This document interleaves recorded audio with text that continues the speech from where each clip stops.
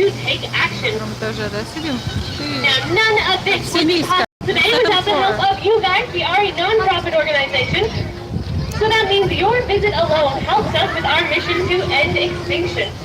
We are making our way across Front Street. This is the opening to the park. We got the exit to our left, Treetops Way to our right. Also has the Skyfari, the Reptile House, and the Wake-a-Force Bowl currently in front of us. Giraffe! So what we are going to be doing is zipping into the Lost Forest. Now, as we make our way down, I want to talk to you guys just a little bit more about safety on this tour. Please keep all hands, arms, feet, legs, and other miscellaneous body parts inside the bus at all times. We are going to be getting close to a number of plants and animals today, and if you feel so inclined to stand next to see them, please feel free to do so. Just make sure you have at least one hand setting yourself on the rail, as well as at least 2 feet on the ground at all times. Let's have a safe tour today and keep all the excitement of seeing those animals. Now, that being said, you guys ready to see some animals? Alright, that's what I was looking for. Now, to our right is the Footpath Tiger Trail. We're going to see if we can get a peek at our Malayan tigers.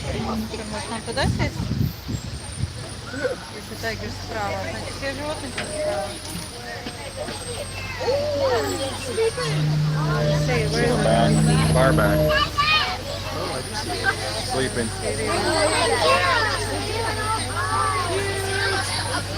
Sometimes those guys hang out towards the back. Looks like you guys maybe have already spotted it. There. Ooh. No. Now, one thing you may notice about this exhibit is we try really hard to mimic their natural environment here. That's an exhibit type that we've really popularized here at the zoo. We want to make sure we're giving the animals opportunities to hide away from the sunny San Diego weather, as well as hiding away from the people if they feel like it. Now, while these animals are entertaining, they are not here for our entertainment. Rather, they are animal ambassadors for their species. They have a very important job of endearing the public and inspiring compassion. All tigers are very important because every species of tiger is currently endangered. But luckily, over in our zoo's 100-year history, we've had over 100 tiger cubs born.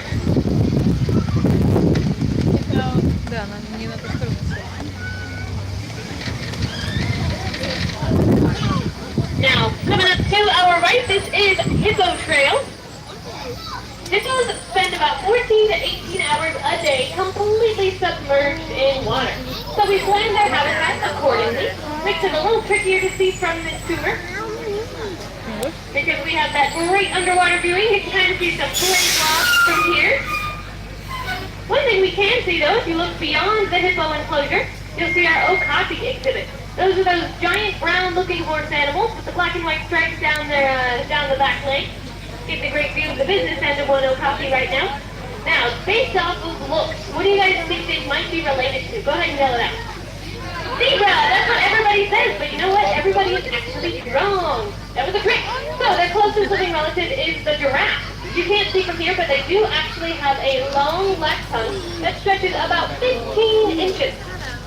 Similar to their cousin, the giraffe, who has a tongue that stretches to about 18 to 20 inches. Now you'll also see those ficus trees in their enclosures. Those are pruned at about 9 feet high. And the okapis actually do that themselves. They stretch their necks and they use those long tongues to wrap around the trees and strip them of all those of all the leaves.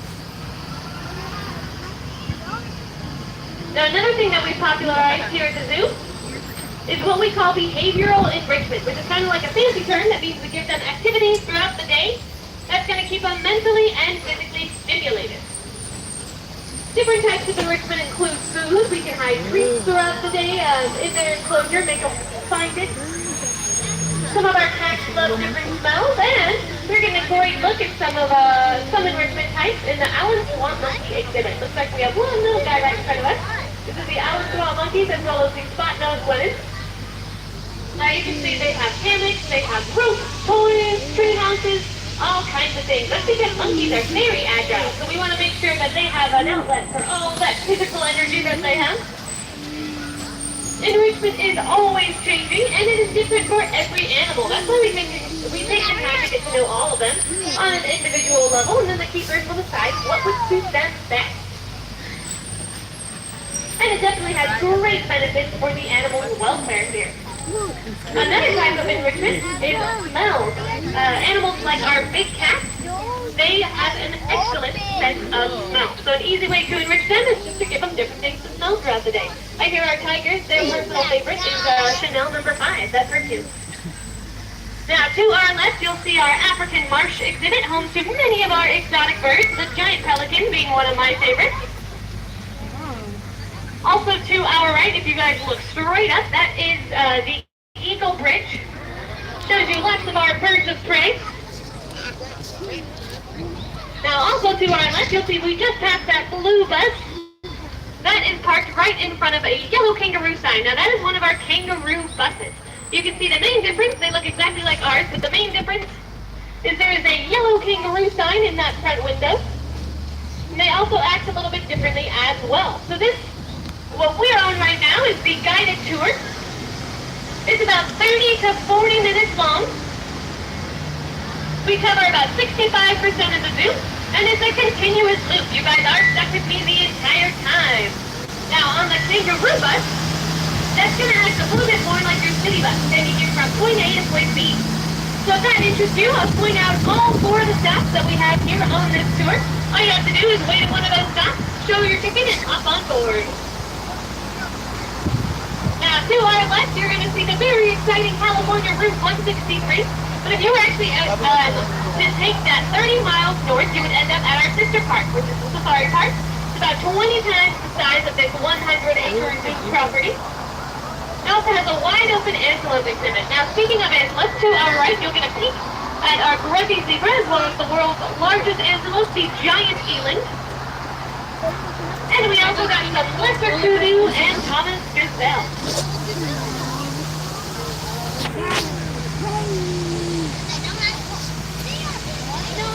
Well, maybe.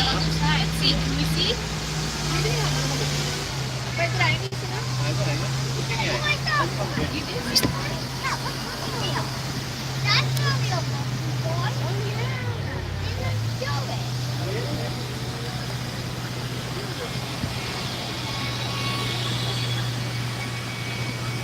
Now we are pulling up to our left right here. This is polar bear plunge. See if any of those guys are out. Sometimes you gotta stand up to see them. They also might be tucked away in that back corner. So it might be a little hard to see. But what you can see is there's no ice and there's no snow in the polar bear enclosure. Now we do that on purpose. Where? It's a little difficult to replicate those harsh Arctic winters with our sunny San Diego weather. So we decided to manage the bear's diet instead. Now in the wild, these bears eat seals, which is very, very high in fat. Obviously, they don't need all that fat here since we don't have any winter ice storms. We give them a much lower in fat diet. Some of their favorite treats include carrots and grapes. One time, for the spirit of enrichment, we actually did give them ice and snow, and we even made that water temperature what it would be in the wild. And those bears actually refused to go in the water until it was their normal San Diego temperature. You could say they're spoiled San Diegans, but I also can't blame them.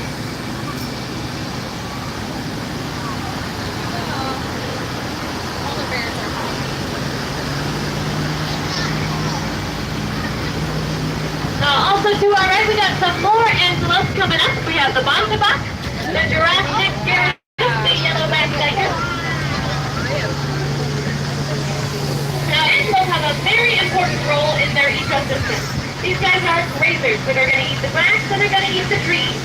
They're kind of like the gardeners of their ecosystem. They're trimming that grass, make sure it's not getting too long. And they're trimming those trees as well.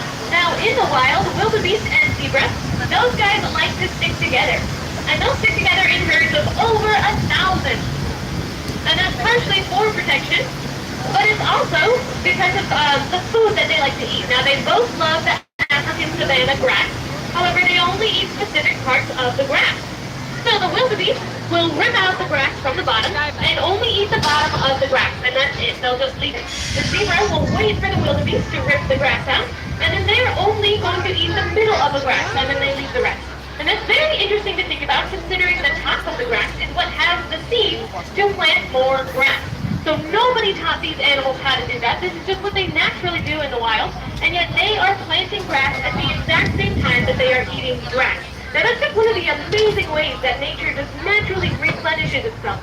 It's just one of those things that we've learned just from observing nature, and we have so much more to learn.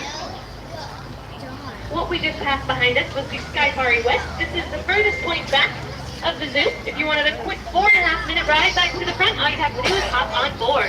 Now, to our left, looks like she just made an appearance. We have one of our mountain lions. These guys are almost never out, so this is always a special little treat. You guys were actually very smart, though. Mountain lions are crepuscular, which is a fancy word. That means most active at dawn and dusk. So coming in the late afternoon is your best chance at seeing the mountain lion. They're also a very, very shy animal. You really see them in a while. And they also are an animal with many different names. Maybe you've heard of them as the panther, the puma. Just to name a few. They're actually in the English dictionary under more names than any other animal.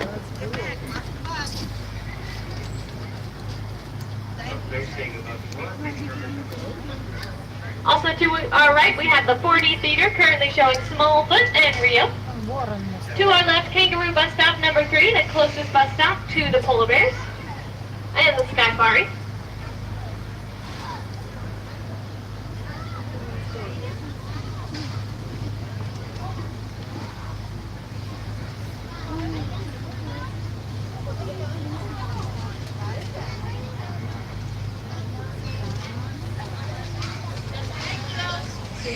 And also coming up to our right, you're going to see our maned wolf exhibit. Now you can't always see these guys. Sometimes they are tucked away in the back, kind of by those small trees. But you usually can smell them. It looks like you can see some of their ears. There's a bright red little blob right there with the white ears sticking out. They do kind of look like foxes, but they are the maned wolf. Now they're actually neither a fox nor a wolf. That is a misnomer. And as I was saying, you normally can't see them, but you can usually smell them. They have a very skunky musk. They're going to use that scent to mark their territory, as well as attract in potential mates.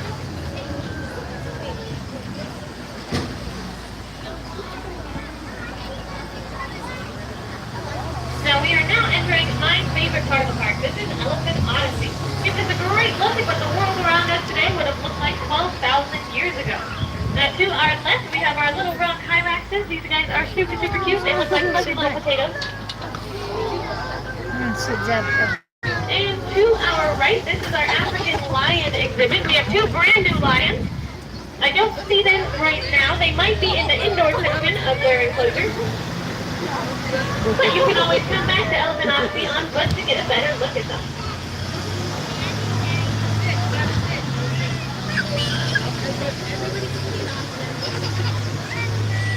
Want to sit over here?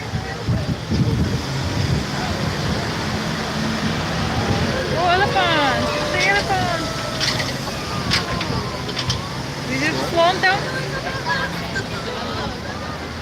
Now, to our right, this is our elephant exhibit. Looks like we have one of our African elephants all the way back there. If you look behind that little tree configuration, maybe she'll move in a bit so we can get a better look. But this is also only one section of the elephant enclosure.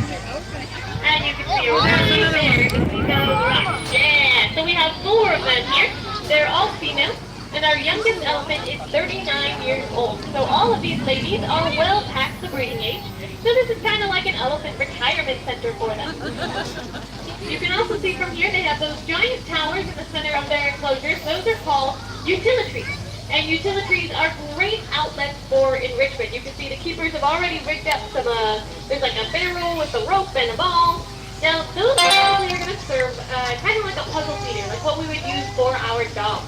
Elephants are incredibly intelligent animals. They're about as smart as a 4-year-old child. So my parents on board, I'm sure you guys will understand just how important it is to keep that 4-year-old busy. Now just imagine if your 4-year-old weighs 10,000 pounds.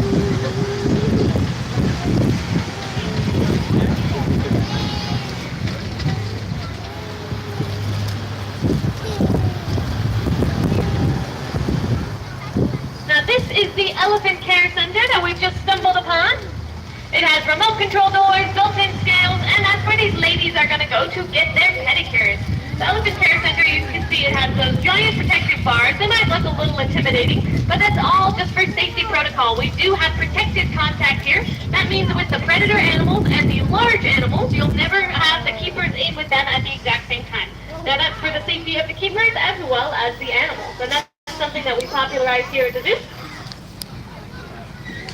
And some of you have already seen her. We have our beautiful secretary bird to our right. She is showing off her long, powerful legs. Now she is a raptor. That's a bird of prey. So she's going to hunt down small rodents or sometimes even cobras in the wild. Sometimes even While she's perfectly capable of flight, what she's going to do to chase down that prey, she's going to chase them down on foot. And then when she gets to that prey, she's going to trample it to death with her powerful feet. And just stomps on it, she kicks it. You can also see our little magpie in there. His name is Rico. He's that little black bird with the white chest, and he is actually Instagram famous.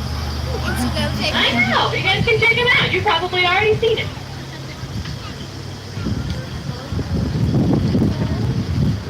Now to our right, this is more of the elephant exhibit. It looks like those ladies might be tucked away behind the elephant care center right now. Yeah, it looks like she's all the way back there, one of our Asian elephants. That's another cool thing to point out. So that elephant care center, that's all voluntary. That means they don't have to go in there if they don't want to. The keepers will ask them if they want to come in, and they usually do. They love getting those pedicures. You should see it. The keepers will do demonstrations throughout the day. And this last part of our enclosure is sectioned off, but hey, you can see a view of the bobcats. And this is sectioned off because we are always thinking of new ways to improve the lives of these animals. So we are building more enrichment for them here. Now, when we first opened up Elephant Odyssey, we planted a bunch of trees for those ladies. And it took them a little less than a day to figure out that they could knock over those trees with ease. And that is exactly what they did. So we found out that we had to be a little more creative and couldn't just plant them regular trees. That's why the trees that you see in their enclosures right now have those protective barriers around them. And that's why we built the utility trees. And to our right, we have our dromedary camels. Dromedary means one hump, and that also means you're going to find them in Africa, Australia, and the Middle East. Bactrian camels are slightly larger. That means they have two humps, and they are found in Asia.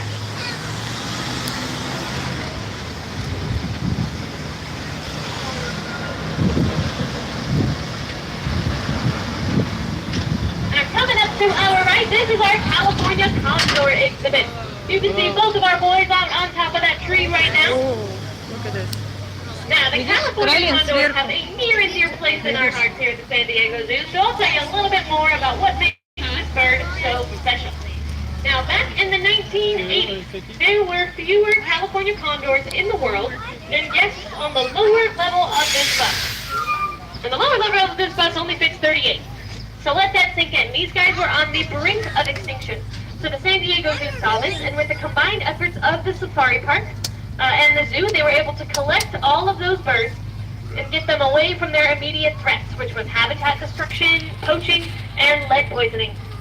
And we were able to start our own breeding program here, and we were actually able to double the amount of eggs that were being hatched.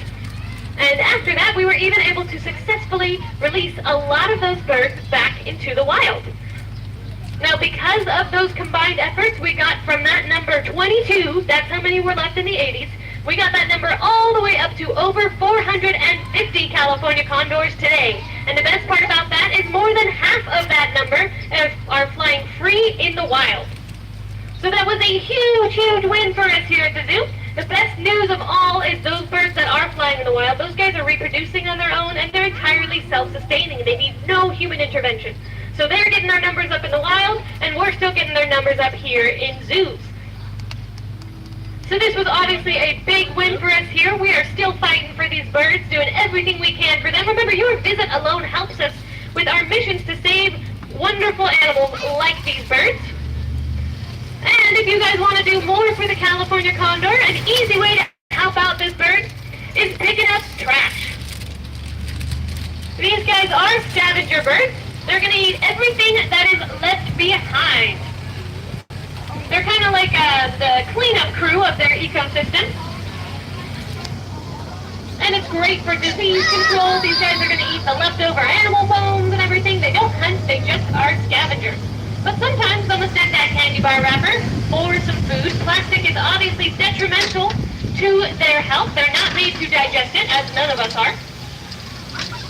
So picking up your trash is an easy way to help out these birds, even picking up your neighbor's trash. Remember, they do range from the California all the way to the Grand Canyon. Now, coming up to our right, this is our meerkat exhibit. This is the Kalahari Desert. Looks like we have a couple of them out and about right now. You can see that cute little guy all the way on top of that log. Now, meerkats live in large groups. Up to 20 or 30, they are large families, and these are called mobs. So each individual meerkat is kind of like their own individual mobster. And they all have very important jobs. These guys are busy animals. They're constantly burrowing, they're constantly scavenging, getting some bugs, eating everything they can, and expanding their burrows. But that cute little guy who was sitting on top of the log looked like he was posing for pictures. However, they had the most important job of all of them. That little guy was on lookout. He was on sentry duty. These guys are prey animals. They have a number of predators in the wild, so they want to make sure they are always on alert. I gotta say, they always give my butts the stink eye too whenever we roll by. Now coming up, this is our African rock copy. And it looks like to our right, we'll get a glimpse of our cliff springer. Those guys are hanging out on top of those rocks right there. Now, cliff springers, they are lying down right now, so you can't tell, but they are tiny little animals. Their hoofs have the diameter of a dime. I know, they're teeny tiny. However, they are very nimble, very fast, and they're able to jump. They can balance all four of those tiny little hoofs on a surface that is as small as a silver dollar. So the African rock copy is actually the start of the newest section of the zoo called Africa Rocks. If you guys haven't been there yet, I would definitely recommend visiting that today. Africa Rocks is a wonderful little part of the zoo, and it does a great job celebrating kind of like the underdogs of Africa. When we think of Africa, we always think of the savannah, we think of lions, we think of elephants, we think of zebras, those amazing animals. Now they're great, but Africa is home to so much more. It is a huge continent that has many different ecosystems like tropical rainforests, African marshes, just to name a few. And there's so many animals there that some of us have never even heard of before. But don't worry, we will get a closer look at Africa Rocks more towards the end of this tour. We've just entered Sydney's Plaza. To our right through those trees, you might get a glimpse at some of our female koalas. And if I were to make a right turn right here, we would end up in the urban jungle. Now that's also going to be a popular place to visit today because we have a brand new rhino that's on exhibit, just got here a couple weeks ago. And that's also where our two little baby giraffes live. I guess I can't call them little anymore. They are a couple months old, but they certainly are very cute. And in the urban jungle, that is going to be where kangaroo bus stop number 1 resides. And that bus stop is the closest stop to the front of the park. What we are going to be doing instead is turning down Center Street. Some of you may know it as Bear Canyon, but this actually used to be the original opening entrance to the park about 100 years ago. Now, to our left, you'll see some benches, and to our right, you'll see that recycling and trash bin. Exciting, I know, but I like to point those out because those are made out of Durawood, which is 100% recycled plastic. Sometimes you guys maybe throw that milk carton in the recycling bin, and you might just wonder what happens to it. Sometimes it ends up here at the San Diego Zoo as a bench. And that's just one important thing to point out because not only is it important that we recycle whenever and whatever we can, but also that we look for already recycled materials. We're looking for things like benches, furniture, just about anything you can think of. This is a good way to keep that cycle going.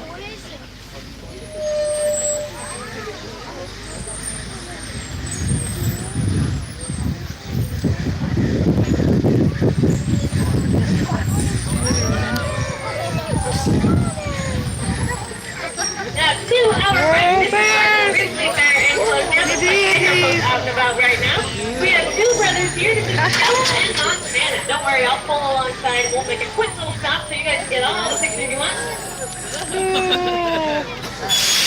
So, two brothers, they actually came to us under some unique Два circumstances. брата. They're actually from the wild, Каролина, from хочешь a фотку? Давай. small village that's just outside of Yellowstone National Park. Now, if any of you guys They're gonna are fight. like me and Смотри на love меня, going Каролюш. camping, you've maybe heard the rule to always close up your food. These boys are a great they example as to gonna why that fight? rule is so important. Bears have a great sense of smell.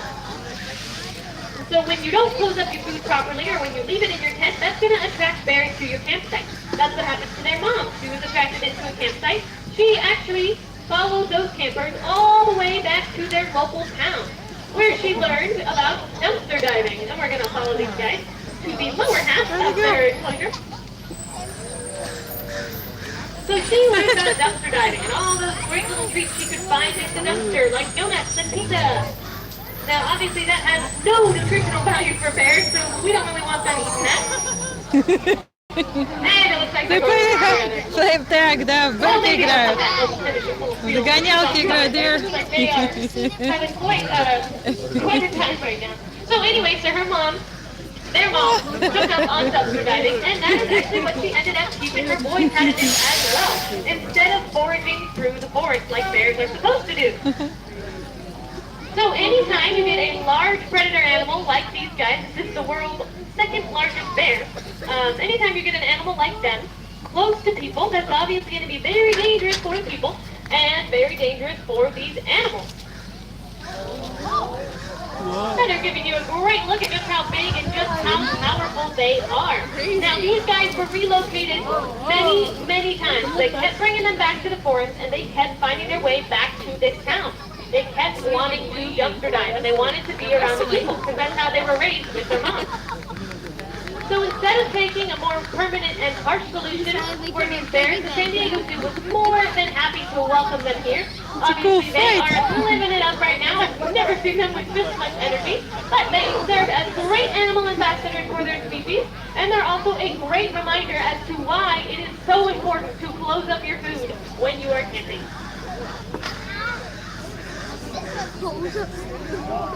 Красавица. Вау. Yeah, both males. Two boys. That's actually a good question. I'll have to double check before I answer. They're a younger age. Yeah, they're not in their double digits, I know that.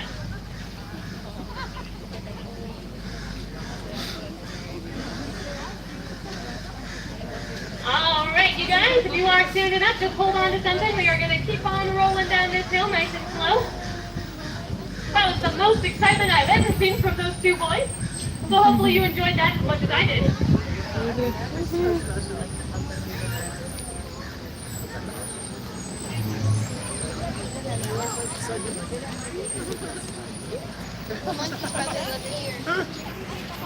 And to our right, looks like some of our other bears are also out with a little less energy. This is our Andean bears. We have two of them here. Now, Andean bears are actually the only bears that are from South America. If you guys have heard of Paddington Bear or read any of those books, they say Paddington Bear was from Peru, which would make Paddington an Andean bear. They also have a nickname, and they get that nickname from those lawn markings that you can see around their cute little faces. They're called spectacle bears because those little circles around their eyes kind of resemble spectacles. So we have two of them here, Turbo and Alba. They were paired together through the Species Survival Plan, or the SSP, which is basically like an online dating website for zoo animals. They match them together, we wait till we find a good pair. Turbo and Alba are getting along just fine, so hopefully in the future we can have some little baby Andean bears. Now to our left was Fern Canyon. That's going to take you back to Treetop Way, the Lost Fort and Thatcher Bridge, and also to one of our walk-through bird aviaries. Now if you guys are a fan of birds and want to be in an enclosure with them, I definitely recommend checking that out. You'll see it to our left right up here.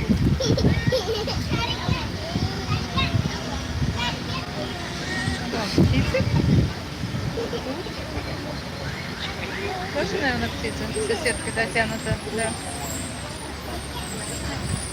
О, на втором этаже Now, автобуса все straight хорошо ahead is видно. GLAM Cafe. If you guys are planning to spend time at any one of our eateries here at the zoo, you'll notice that we do not use plastic utensils.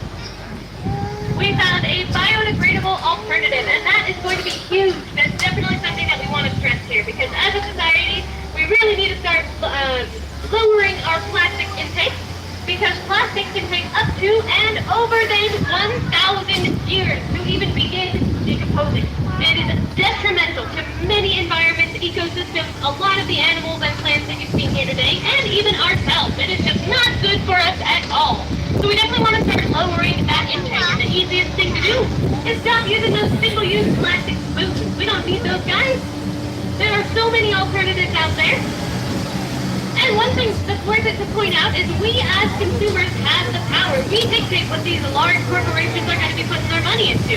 All they care about is money. So if we tell them that we are going to stop buying single-use plastic utensils, then they're going to stop putting money into them, and they will find those biodegradable alternatives. So that's one thing to keep in mind the next time you guys are having a family picnic or even a get-together. Try and stay away from single-use plastics and find those biodegradable alternatives. It's going to go a long way.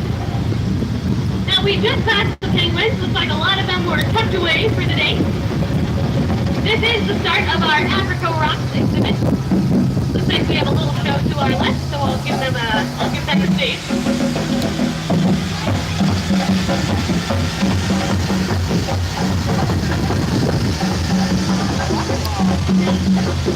Now, to our left, we get a great overview of what the Africa Rocks looks like. If you want a better view, I would definitely recommend coming back on foot. You're going to get much closer to a lot of these animals, like the lemurs. Now, there are actually over 100 different species of lemur, and they are all found exclusively on the island of Madagascar, which is crazy. There's also up to 10,000 different species of plants that's also found exclusively on that island. So maybe a small island nation, but it is home to many different species. And it looks like we didn't get a good look at those lemurs, but if you look to your left, you can see some of our baboons. I saw one of them up there. We might get a better look right about now. You can see him hanging out on top of that hill, or on top of that rock, wherever he is. Lots of baboons. Yeah. We have our lemurs, we have bear-bit monkeys, leopards, buffaloes, all of those guys that you never really think about. They're all there in Africa Rocks. Now we've now left Africa, and we have re-entered Australia.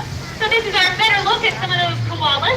These are our male koalas. Looks like you can see one of them tucked up right up there. If you look up towards the top of that utility tree, usually in the center, usually curled in a ball, sleeping. And I can say that with confidence. We have another one right here at this first tree. I can say that with confidence because koalas sleep about 20 to 22 hours a day. I know, sounds excessive, but it's actually not because they're lazy. It's because of their diet. Their diet consists of the eucalyptus plant, which is a toxic plant in Australia. No other animal will eat it. Koalas sleep all day so that their stomach acid has time to break down that toxicity and get whatever nutrients they can get out of that. So you could say koalas are the only animals in Australia with the correct qualifications to eat their eucalyptus plant.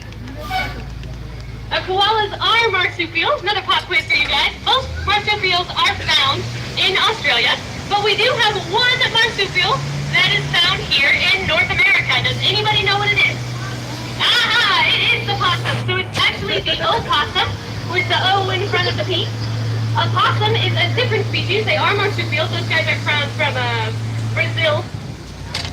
So the opossum, those guys are marsupials. Now marsupials basically just means it is a mammal, and the female has a pouch. They also have a very primitive reproductive system, and what I mean by that is marsupials like koalas and kangaroos. Those guys are actually going to give birth 1 month after conception to a small pink little jelly bean looking thing. It looks very underdeveloped. It actually almost looks like an embryo, and it's super tiny, about the size of the top part of your pinky.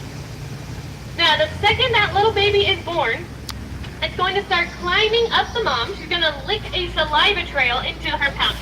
And that little baby is going to climb up that saliva trail, get it inside the mom's pouch all by itself. And that is the second it is born. So it gets in the mom's pouch, and then it's going to latch on, and that's where it's going to finish its development. So we're now back at Sydney's Plaza. To our left, you'll see Front Street. That's a footpath that's going to take you back to the front of the park and through the Tasmanian Devil exhibit.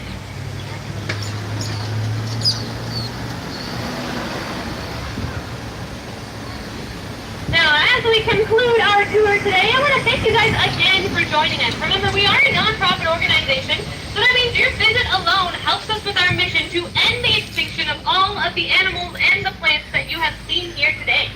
Hopefully I was able to show you some of the ways that we like to give back here at the San Diego Zoo. We like to do our part, and maybe you guys thought of your own ways that you can give back in your day-to-day life. Now, the biggest thing on that is going to be reducing our plastic intake.